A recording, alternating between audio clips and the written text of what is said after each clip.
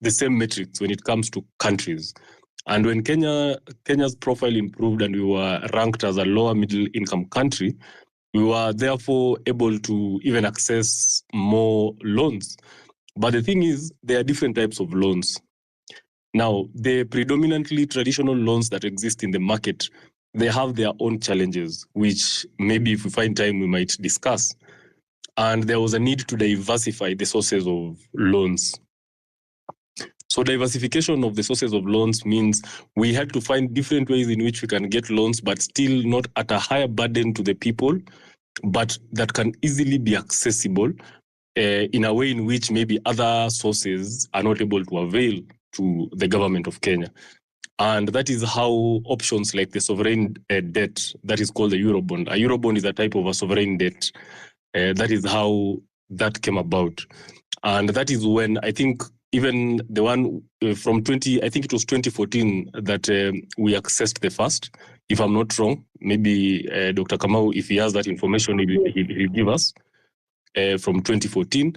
And we have accessed many, many, many more since then. And right now, I think our total Eurobonds that we have right now is closing at almost $1 trillion. And therefore, Joy, Eurobonds are they're just like any other sources of funding. But the thing is, when you want to carry out developmental kind of investments, capital investments in this case, we are talking about infrastructure. Yeah, we are talking about building the capacity for a country to be able to be more productive. And that is when now you can access Eurobonds. Because when you look at options like the other options like multilateral loans that come from sources like the IMF and all those others, they have very specific roles that those funding is normally given. So a government is very limited on what they can do with multilateral loans. And therefore, you have to find other ways in which you can get money to help you to carry out development, especially when you have deficit budgets like countries, of course, like Kenya has. I hope I have answered that question. Yeah.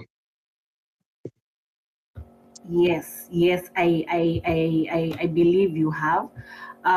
Just now to go back on understanding, you have already explained there are different loans which are issued according to different needs of the government.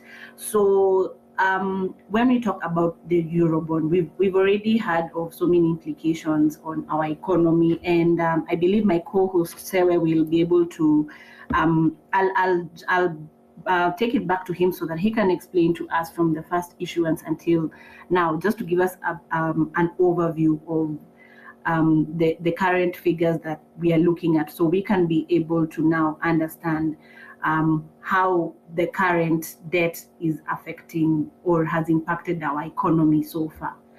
Sewe, if you could just jump in and give us that oversight from the first issuance, just take us through that so we can be able to understand how much exactly we are talking about here.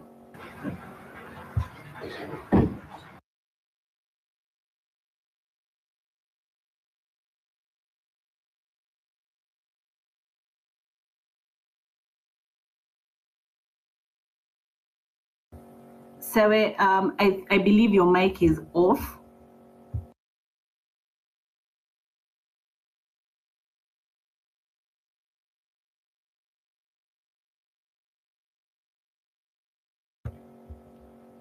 So I see you're talking, but we can't hear you. If you could turn your mic on so that you can speak. We are not able to hear you.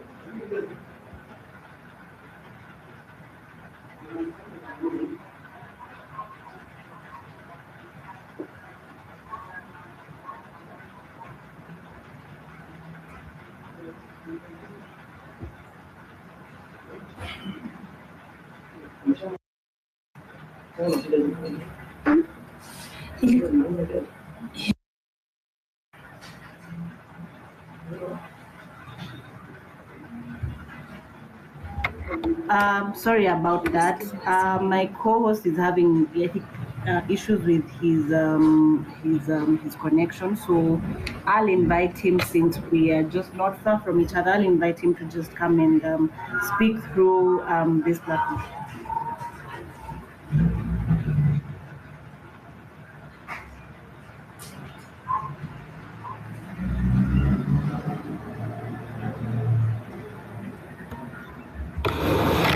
Thank you so much. As you've heard, my name is Kevin Sewe, and basically there's something that Dr. I think Ahuya talked about to do with multilateral loans. So there's something I want to understand before we go into the details. Is the government basically restricted to some of these loans? Like, for example, if I take a loan or Eurobond, is there restriction in terms of this is what I should do, this is what I should, maybe roads, infrastructure in terms of building? Are we restricted, or like I can just take the loans and maybe pay school fees, pay teachers, and so on? I can proceed, yeah? Can I proceed? Yes. Okay, so the other types of loans, the other types of loans there are specific types of loans that have limitations. And in this case, I'm talking about multilateral loans. I think I've already mentioned that. And we also have grants. Grants have limitations because they are also a source of borrowing from the government. We also have bilateral loans. Bilateral loans also have, to some degree, they have an element of limitations. But when it comes to sources of funding like Eurobonds do not have limitations. There are commercial loans. It's a commercial loan where you are approaching a platform, you are approaching independent investors. You are basically going to you're basically going to the financial markets, let's say, for example, the London Stock Exchange, and you're telling people that I'm floating these notes for this amount, I want this amount, and I'm promising you that I'm going to pay you this amount over this period of time. And then you will have to state, of course, what you intend to use that money for, but it doesn't necessarily mean that you are limited. What that means, the investors will definitely want to know that you're getting this money, but what are you going to do with this money? It is the same thing that banks do. I'm trying to compare it with normal banks because that is normally the process of accessing loans. So banks will ask you as a business, what is the plan? What do you want to put this money into so that you can guarantee us that you're going to make money and be able to repay us? Remember, Eurobonds are individual investors. Eurobond is money that is coming from individual investors who have been interested in that investment. So they will just need to see the profile, to see the risk profile of the investment. They will want to know whether that is a viable opportunity for them to invest their money into it. But it does not have as much restrictions as you will talk about funding, like multilateral funding that comes from those international organizations, like, for example, the IMF. Because Eurobonds are commercial loans. What that means is they are market loans. You access them from the market. You float it, and those interested investors, they give you the money, and then you go and do that, whatever it is that you are planning to do with that money. Back to you guys. Okay, thank you so much. So maybe probably if we can bring in Dr. Alex Kamau. Bwana Kamau, basically there's something I wanted to understand in terms of the relationship between budget reading and probably the current Eurobond that we have. Some of the relationship that we can compare from the two. Can the budget reading affect the current Eurobond that we have?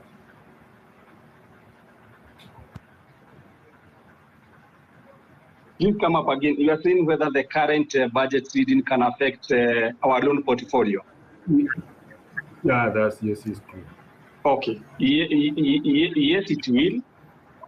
And I don't know whether the noise is coming from my end or from there's a noise. No, from our side, you are clear. Oh, from your side, eh?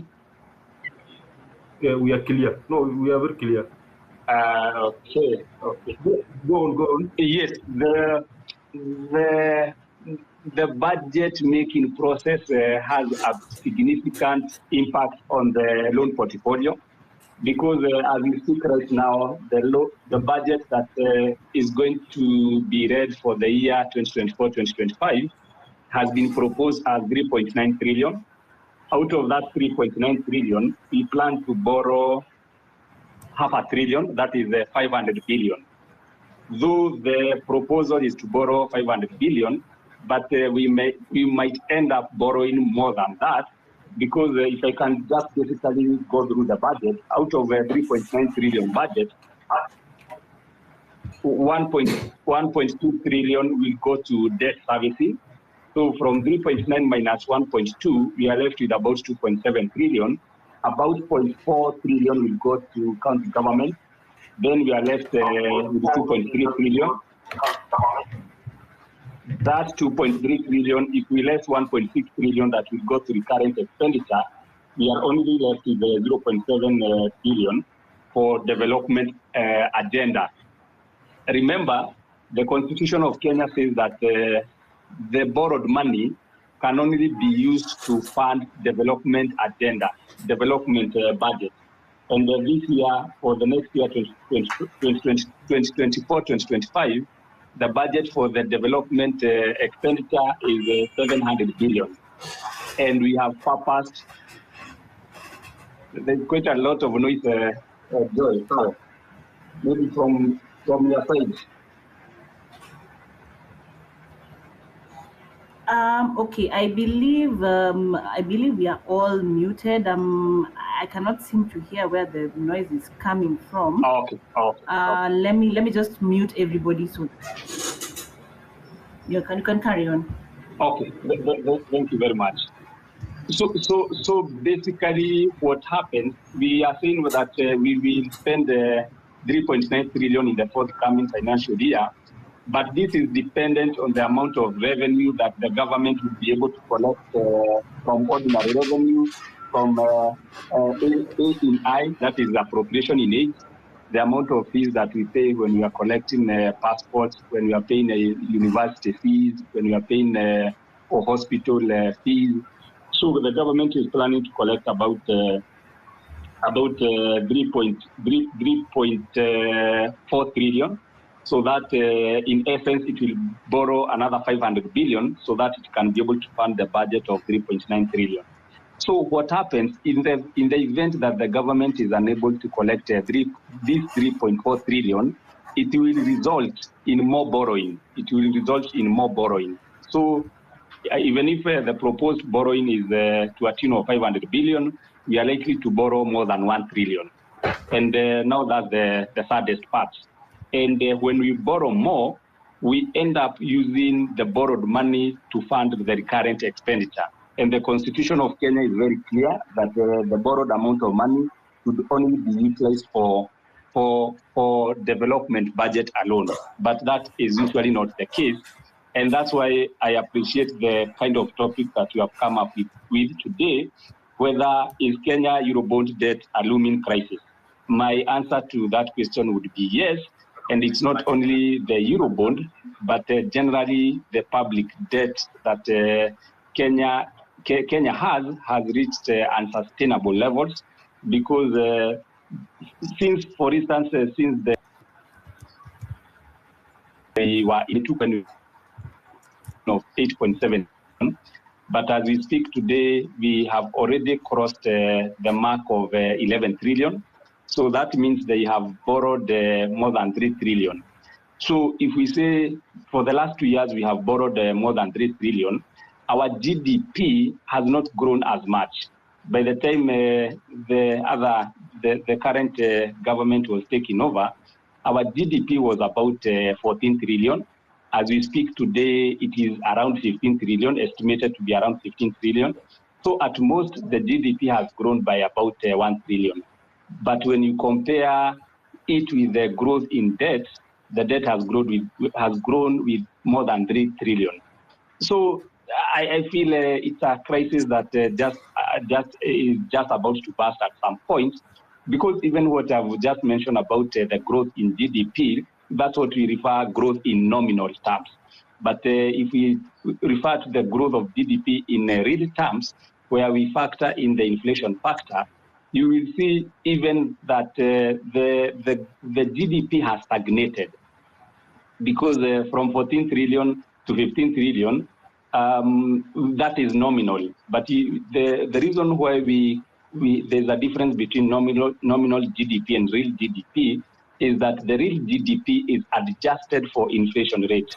And we all know that the inflation rate for the last 2 years has been super high. Towards the end of 2022, it was around almost crossing the double digit. It was about 9.6%. Then they currently, as we speak, it has slowed down. But the reason it has slowed down is because, again, the CBR rate is very high. So that's why, to answer the question, the Eurobond debt is a looming crisis, and it is likely to burst sooner than later. Back to you at the studio. Yeah, thank you so much, Daktari. And perhaps as you're talking something to do with 3.2 trillion, that is 3 trillion. Is that correct? Yes, there is trillion. Yeah. From 8.7 trillion to where we are about 11 trillion. Yeah. So basically, I want to put this question to you, and of course also Ahuya can speak about it. Could you tell us some of the potential benefits that we can get from this? And of course, you can also interconnect that question with some of the dangers, or rather the risks that can come up in terms of the borrowing. Again, thank you very much, Kevin Seve. The advantages of borrowing is that you are able to use finances that you would ordinarily not be able to access if you waited for you to save and invest what you are earning. So the main advantage of borrowing is when you are able to come up with you do what is called the capital budgeting. Capital budgeting is when you ensure that whichever the project or program you are investing in, then the rate of return for that project is higher compared with the cost of loan. For instance, the cost of loan that you have just borrowed the other day for Eurobond is 10.75%. So the question is, if that is the cost of the loan that you have borrowed, are we likely to invest in projects or programs that will have a higher rate of return than that? If the answer is no, then we are likely to find ourselves in deep troubles when it comes to repaying of that Eurobond. And same things happens at the personal level, and I see many people keep making that mistake. It is from empirical data. The rate of return of real estate investment is 5%.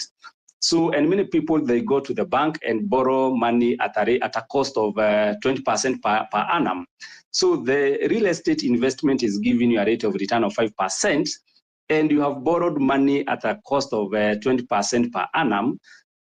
So that does not make any sense, and that's why we see many people, they have buildings that are unfinished, and sometimes even people die before they could finish that building because of improper utilization of fund money. The same thing when it comes to the national level. I see at the moment we are indebted to a tune of 70% vis-a-vis the GDP of Kenya, which is not as much compared to a country like Japan, which is more than 230%. But the difference between Japan and us is that Japan are able to borrow locally from Japanese, and they borrow at a minimum rate of about 1%. And whenever they borrow, they lend money to develop in countries like Kenya, and they lend us at a rate of about 10%. So they borrow cheaply, then they lend the money to us at a very high rate. So for them, borrowing is working for them because the cost of loan is lower compared with the rate of return. So if we can just get it right, just like the Japan is doing, then we wouldn't have a problem. Now, the reason why the Constitution of Kenya says that borrowing should not be used to fund recurrent expenditure is because borrowing should be done to fund, as my colleague Duncan had said, to fund the development or capital or expenditure that are capital in nature. And this could be construction of a dam, and because that expenditure is capital in nature. when that dam is constructed and it is used to increase agricultural productivity, and we are able to acquire food security, and we are able to be we are able to sustain ourselves and maybe eventually export. So that's a capital expenditure. If we build infrastructure like roads, like the SGR, where we are able to move imported goods from the port of Kenya to Nairobi, or vice versa, when we want to export through the ocean, then it increases efficiency. So that's a capital good. But in Kenya, the Constitution of Kenya provisions notwithstanding, we usually borrow to fund recurrent expenditure, and that's where we go wrong. So I would, to answer your question, I would say, yes, there's a positive side of Eurobond or any other loan for that matter, if it is utilized properly. But if it is not utilized properly, as we say, just like fire is a good servant, but a bad master. Equally, Eurobond or debt is a good servant, but a bad master. Back to you. Okay, thank you so much, Dr. Alex. So basically, as Duncan is jumping in, there's somebody also asking a question here that who oversees the utilization of Eurobond or Eurobonds? Before Duncan, you can give your side on what we had asked before, and probably you answer that question. Is from Michael Maina. He says, who oversees the utilization of Eurobonds? I don't know if it's been able to be clear to him, but you can just jump on it, Duncan, to give an in-depth explanation. And I'm trying also to see if probably at this point we can take a breather and engage our audience. If you have any questions to our experts, that is Dr. Alex and Duncan Robert, kindly feel free to send them in, even under our platforms, even in our DMs. They are very open, and they're very they're ready to answer any questions you might have about public debt and the Eurobond issue in particular. Karibu, Duncan. Thank you so much, guys. So I really like what Dr. Kamau has said. I'll just give maybe a different perspective, which is definitely with the same outcome. So I realized some few months ago that historically there has not been any country that has developed without debt. There is no great example of a country that has developed actually by surviving or relying on its own resources. What that means is, if the US was not to go outside and look for resources beyond their borders, if China was not to go beyond their borders to look for resources, they would have developed yet, yes, but not to the level in which they were able to get to. And there are so many other examples that you can use. If you look at an example of a country like Kenya, Kenya is a very limited country when it comes to natural resources. We only generate like 1% of income or 1% of our GDP from our natural resources. And that is a very big problem. What that means is, if Kenya was to close its borders and rely purely on its natural resources and what we have been given by God, we might probably we'll have to take very long. It might take us a very long time before we can experience some serious development. What that means is, there are some other countries that are well blessed with even 10, 15, 20% of their income, 30, 40% of their income coming from their natural resources. But remember, the natural resources are contributing significantly to something called capital formation. So how much of what you're investing, or how much of what you're allocating in your budget, is going to capital investment? How much of that are you investing in infrastructure, in factories, in the necessary infrastructure for education, the necessary infrastructure for health? So when you ask yourself those kind of questions, then you realize that when you look at the money that the government is able to generate from its people, that money is not enough. That is why we definitely have something called a deficit budget. our budget is deficit. So for us to take care of the difference, we have to get that money somewhere else. And that is where borrowing comes in. Now, the borrowing of Eurobond is not supposed to be a bad thing. I'll tell you, for example, there are over 10 countries in Africa. I think the profile of countries in Africa that have borrowed Eurobond money, there are so many. We have Nigeria, we have Angola, we have Ivory Coast, and some of them have borrowed a lot of money. And in fact, even in Kenya, we have companies. We have like two companies. There are two public companies in Kenya that have borrowed Eurobond. I don't know whether you knew that it's actually possible for a publicly listed company to go into the market and get a Eurobond. So in Kenya, we have two companies that have actually accessed a Eurobond for their own investments. So Eurobonds are not a bad thing.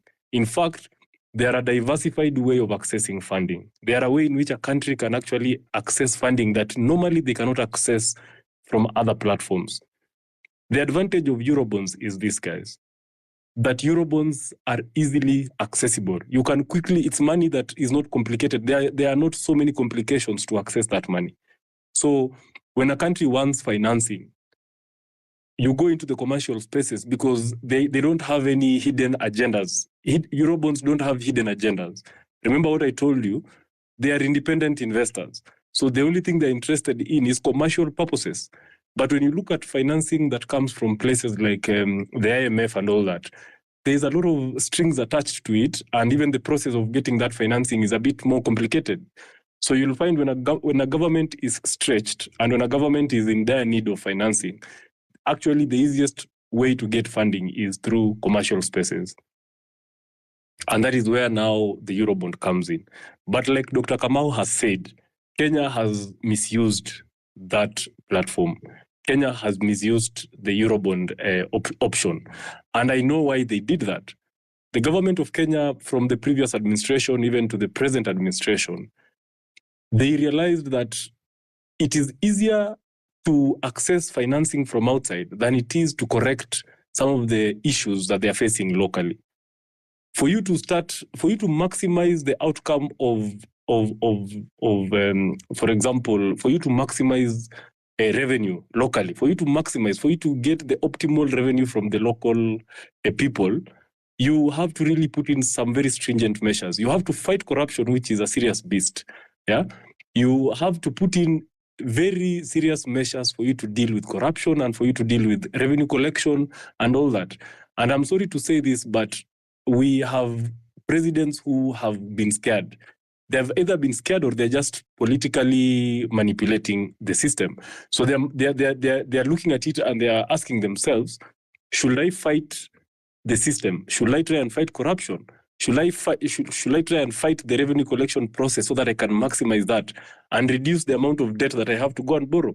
Then they realize that if they were to fight the system, then the system will fight it. They will fight back, and it will become a long process for accessing money. So what do they choose? The former president chooses the easier option. The easier option is normally funding loans. The current president, the easier option is what? Loans. And now, which approach should they take? Should they take the IMF? No. IMF has very stringent measures. They have stringent measures because their money has specific roles that it is coming to play, to do. So you'll find that they might not get a lot of avenues through which they can take advantage of financing from a place like the IMF. Yeah. If you go and look at the profile of loans that IMF can give you, they are specific. They are very specific in terms of what that money is supposed to do. Now, when it comes to commercial aspect, now the Eurobond, while you can tell, it's the same way you can tell a bank that give me this money because I want to expand my business. But once that money comes, you can decide not to expand your business, and there's nothing that the bank can do. It is the same thing. We have misused the Eurobond avenue because it is a commercial loan. It is easily accessible, but then we have found a loophole through which now the leadership can take advantage of the money. And that is where we are right now. And that is why Dr. Kamau is saying that if something doesn't change and we continue to access this financing, you can even imagine the recent past, we accessed another Eurobond to be able to repay the previous Eurobond. In February this year, we went and got another Eurobond to repay. You're getting one loan to repay another loan. how wrong can we get it as a country? Yeah. So we got another Eurobond that in February, and that is what contributed to a larger conversation on, of course, the exchange rate of the country, which is a bigger conversation. We can have it another time. But you saw what happened immediately after leading up to us accessing that Eurobond. Because the fear was, will Kenya be able to repay the Eurobond that was falling due this month? The Eurobond, that Eurobond was falling due this month. So the question was, will we be able to get 300 billion for us to be able to repay this Eurobond? Now, the question was, where do we get that money? And that is how the president realized the easiest option is to go and get another Eurobond, repay, so that you can remove all the pressure that the government of Kenya was facing at that particular time. But to answer you straightforward, Eurobond is not a bad thing. It has never been a bad thing. There are so many countries in Africa that have accessed the Eurobond. There are so many listed companies in Africa that have accessed the Eurobond. The question is, what are you doing with that Eurobond? All developed countries have accessed loans, but they have directed those loans to development purposes, capital investments.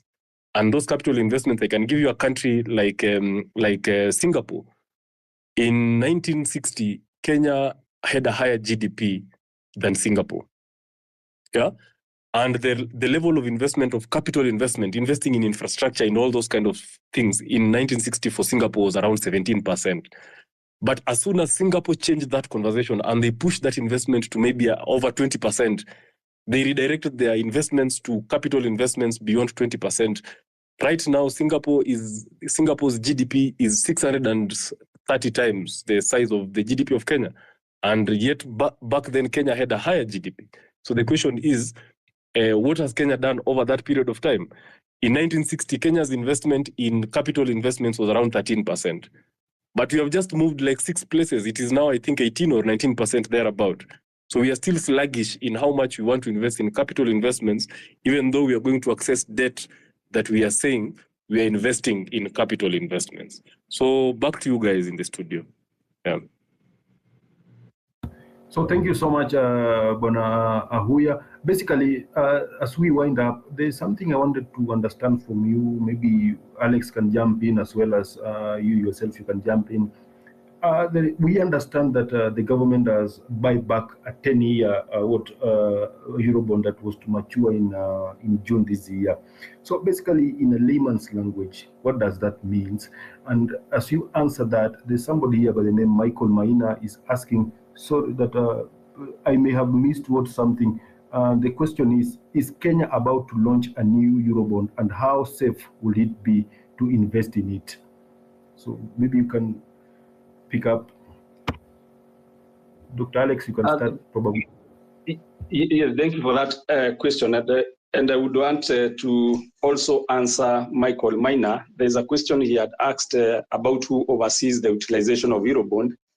And we start from the understanding that all monies that is payable to the government, it is paid to one and only bank account, that is a consolidated fund account that is domiciled at CBK of Kenya.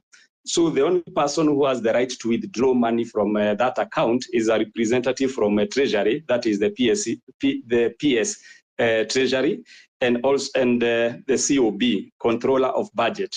So once money goes through to the consolidated fund account, it can only be withdrawn through an appropriation act. And right now, as we are going through the budget process has got 4 main stages. One is planning and formulation. It is usually done by BAC. BAC is a Budget and Appropriation Committee, the one that is currently led by Didi Nyoro. And then from there, after the planning and the formulation, it goes to allocation and approval. That will be done by the parliament. We will do that before the end of this month. And from there, now that's when we go to the issue of oversight. And this is now where the question was being asked by Michael Maina, the question about oversight. Oversight is done by two people or institutions. One is the National Assembly, and the other one is the Commission, is the Controller of Budget. Now, no money is supposed to be withdrawn unless the controller of budget has affixed her signature on that check for withdrawal. Then after the money has been spent, again, we have another officer who is supposed to oversight whether that money has been utilized properly. And this is none other but the Auditor General. At the end of the year, the Auditor General now conducts what is called the forensic audit to see whether the money was utilized as it was proposed by the Parliament. So two key people who oversight and oversee the utilization of any money, whether it is Eurobond or the taxes that we collect and it is banked in the consolidated fund account. One is the control of budget and the other one is the Auditor General. Now, the issue of buyback, we are like, every other time we do a buyback, it's good to understand that every other time we do a buyback. For instance, I started by saying that the budget for the forthcoming year, that it will start from July 2024 to June 2025, we have proposed that we will repay our debts to a tune of 1.2 trillion. It's good to understand that 1.2 trillion is only interest rates of the debt that we have as a country. We are not paying any principal loans on that figure. 1.2 trillion is only for paying interest rates. It's good to understand that. So even if we have said that we will incur 1.2 trillion in servicing the debts, sometimes we are likely to incur even double that amount, because what we do is refinancing the maturing loans. For instance, last year we had purposed that the current year, the issue of the loan that the Eurobond that we just refinanced, it was not catered in the budget. The budget only includes the extra amount of money that we are borrowing. For instance, the forthcoming year, we said that we propose to increase our debt portfolio by half a trillion, 500 billion. But it doesn't mean that is the only money we will borrow this year.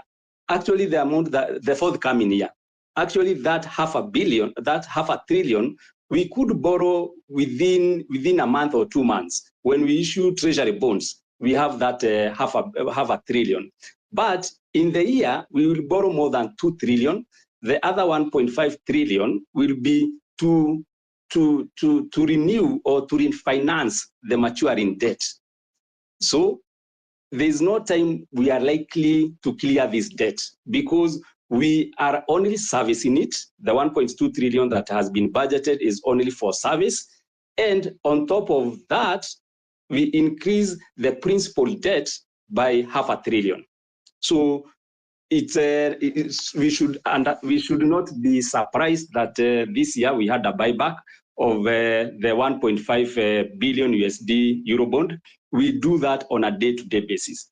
If we say the budget that you are going to read by the end of this year is 3.9 trillion, that is not very true, because the 500 billion we say net borrowing. If you look about that figure of 500 billion, it's called net borrowing, because what are we by the additional loans that we'll be borrowing?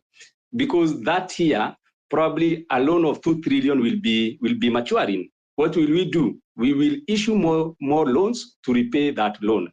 And on top of that, we borrow an extra 500 billion. Back to you in studio. Okay, thank you, Dr. Alex. We still have a couple of more questions, but due to the interest of time, probably I think you have also you already summarized this. I'd like to hand over to Duncan Robert also to give his side. Before, probably if there's a burning question, we might take it, or if there's any more something that might not have been addressed, we'll also just carry forward in the next discussion, because already we have so much to look at, especially this month of June, with the repayment and expectations, and just to see where we are fit in as a nation. But before we conclude, let's hear from you, Duncan. I think when it comes to the oversight, I think Dr. Kamau has exhausted it. I'll not add any other input on that. Thank you. There was the issue of the buyback. I've not been hearing that question clearly, so maybe you can just yeah. Oh, basically, yeah. We've understand that the government of Kenya buy back a 10-year loan that was to mature in June this year. Yeah. So basically, many people want to understand what does that mean. Basically, maybe in layman's language, so that we can get. Okay. So again, since Dr. Kamau has also given it a very good perspective, I'll just pick another side to it. There's something called a rating profile, country profile, and the debt, how you're rated in terms of your debt servicing. It is a very serious thing when it comes to sovereign debts. It's a very serious thing because it determines so much. If, for example, Kenya was not able to, if that debt fell due in June this month, and Kenya was not able to actually service it or finance it, you can imagine what that will have done in terms of sending the kind of information it will have sent outside in the world. What you are looking at is you have defaulted in servicing individual debt, individual investors. So you are not going to only affect those people who invested in that Eurobond. You're also sending a certain message to other investors who are investing in your country. So it is a very serious offense for a country that has accessed a sovereign debt to not service it. It's definitely going to affect your profile, and it is going to affect your investor confidence.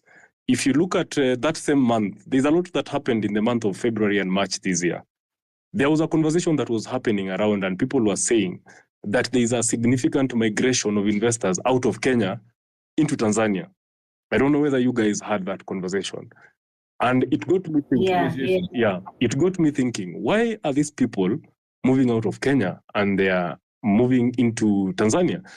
Then I suddenly realized that it is investor confidence. They were not so sure whether the government of Kenya will be able to service that loan, that Eurobond that was falling due. And the question is, what will have happened to their investments? What will happen to their investments is these people invested in Kenya, in Kenyan currency. Yes, even though they brought in their dollars or whatever, but when they brought the dollars, it was converted into Kenya shillings. Yeah. So what that means is if the Kenya's economy is deteriorating in terms of Kenya not being able to service its debt, it will affect definitely the exchange rates, because all these people are going to demand their money back.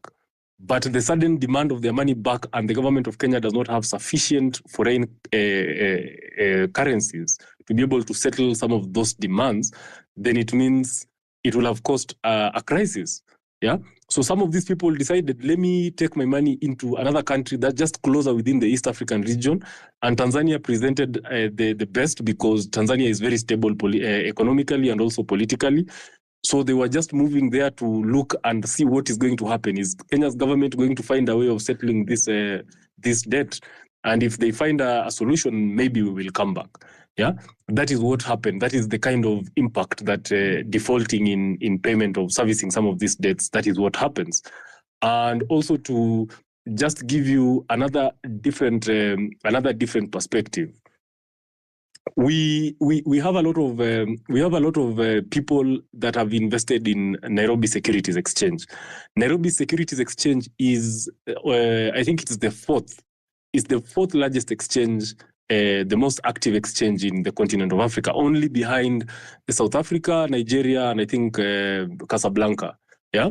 So if you look at that, it means that there's a lot of people who are putting money in this economy. But over the period of the last 1 or 2, 3 years, the market capitalization in terms of the amount of capital that is moving into the Nairobi Securities Exchange has been going down. And it has actually reached a point where the growth levels are now negative. What that means is the amount of money that has been invested in the Nairobi Securities Exchange has been decreasing over time significantly to the level that it is now at a negative level. And when I went into studying the Nairobi Securities Exchange information, their feedback on what is happening, they have given various reasons, including international shocks. But are these international shocks only happening in Kenya? They're happening elsewhere as well. The question is, as this money is moving out of Kenya, where is it going? And why are these people moving this money out of Kenya? Yeah. So those are some of the implications of a country that is faced by the potential of not being able to service the bonds and the Eurobonds for that matter. And Eurobond is sensitive because Eurobond hits directly to individual investors who have put money in your country. That is all I can say when it comes to that. Thank you. Dr. Alex Kamau, probably if I can throw in one more question that has come in, I can throw it to you. Someone here says President has, of course, the President of Kenya, he vowed that he will borrow more local as compared to accumulating foreign debt. And they continue to say, but what we have seen, he has gone ham on foreign debt. And it seems as though we are borrowing to finance lifestyles. And they ask, how dangerous is this? Yes, it's quite dangerous because of the government borrowing aggressively here locally. We have seen the rate of interest, the interest rates on loans going very high. At the moment, the banks are offering at a rate of 22%. And the reason the banks are doing that is because the government appetite on loans has increased. And therefore, what is happening when the government is borrowing aggressively locally, it is crowding out the private sector. And what is happening is that once the interest rates on loans goes high, and companies are still forced to borrow because they have no choice, then the cost of production for these companies increases. And when the cost of production for these companies increases, then whatever they are selling, they will increase the prices of their products so that they can recover the increased cost of production. So what happens is that we now start experiencing inflation, because inflation is persistent increase of price and goods within a country. And now what the government does to curb and to manage inflation, it is to increase the CBR rate, the Central Bank of Kenya rate. Currently, it is at 13%. So if inflation continues, then it pushes the CBR rate from 13% to 15%. What does CBR rate again do to interest rates? The interest rates, CBR actually says this is a base lending rate. So if the CBR at 15%, then the government is saying no commercial bank should lend to Kenyans at a rate less than 15%. So the financial institutions, they were lending at 22%, and now the CBR has increased, so they start lending at 24%. So it becomes a vicious cycle.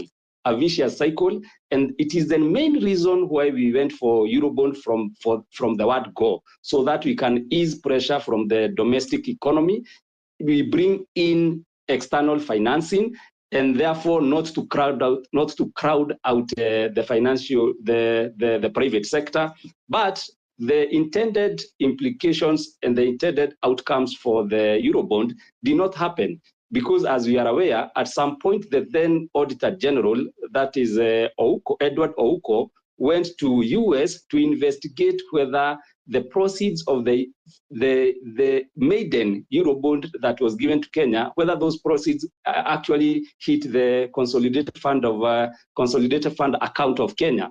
And there has been a lot of controversy whether that money actually came to Kenya. And because we got it wrong from the word go, then we have been suffering the negative implications of that issuance. And just to finalize, and to say that when we are financing or funding that kind of an infrastructure, that is the SGR, standard gauge railway, we were supposed to borrow for an extended period of time. There are countries that are able to access Eurobonds of up to 30 years. But as we only went for 10 years, and therefore we experienced something that is called the asset liability mismatch. Asset liability mismatch, saying that the SGR that we did is going to pay us back. We are going to benefit from this investment for the next 50 years. So even the repayment of this loan should have been matched with that period of time that we are going to benefit from that SGR, so that we don't feel the pain. But the problem with the leadership of Kenya is that we just just plan in not having the long-term perspective in consideration, and therefore we are likely to have a Eurobond or a public debt crisis, the way we saw Ghana defaulting. And just recently, we saw Zambia being the first beneficiary of the G20 common framework, where it is encouraging the restructuring of the loan, of the restructuring of the public debt for the countries that are struggling to repay. And Kenya probably at some point might decide to also apply for restructuring. And restructuring means that the interest rate that is being charged on our public debts is reduced from where it is about 11% to about 7%. And the average period of paying the debt that we have is currently at 12%. We might want to say the loan portfolio that we have, can we be allowed to repay it instead of 12 years or 11 years, we be allowed to pay it within a period of 20 years. So that's what also the president is trying to push when he's participating in the discussion that is happening at the global space. Back to you in the studio. Oh, thank you so much. Thank you so much, Dr. Kamau. I also want to thank you, Duncan Roberts. This has been a very informative session, and even from the feedback I'm getting, definitely we'd actually love to carry forward this conversation and invite you as well into our studios, because we still need to explore other aspects of the debt, because the conversation continues, especially looking forward to this month. We are trying to weigh in and see all the possibilities that might come out from by the end of this month and what it means for the country. Your insights have been very invaluable to this discussion, and especially for your explanation in very simple and understanding terms. And I just wanted to thank you even to the audience for those who have shared the questions with us. We shall be addressing some of these questions and answers on our platforms, and probably even if we invite Dr. Kamau and Duncan to our studios to have this conversation in a broader perspective, they'll be able to engage with you more and answer more of your questions in terms of the Eurobond debt. Let's keep the conversation going. Let's keep the questions coming in. Let's keep the accountability spirit going on, because if we don't question our governance, then who is going to be responsible? What will happen to our future and the future generation in terms of the Eurobond debt? Don't forget to follow us on our social media platforms. That is Mwanzo TV. You can check out some of the interviews and sessions we have done on the Eurobond debt on our channel, that is Mwanzo TV YouTube, where we have discussed in depth the possible aspects from the Eurobond debt. Karibuni sana. We'll be carrying this conversation next week again. As we look at other aspects, we'll be communicating on our platforms. So be sure to check out our recent interviews and debates. Thank you so much, Duncan. Thank you so much, Alex. We shall be engaging with both of you further on this conversation. And to everyone who has tuned in, thank you so much. And karibuni sana for the next Twitter space. I've been your host, Joy Chepto. And on behalf of Mwanzo TV, also Kevin Sewe would like to say thank you for engaging with us on this topic tonight. Have a good night, everyone. Thank you. Thank you, Joy. Thank you.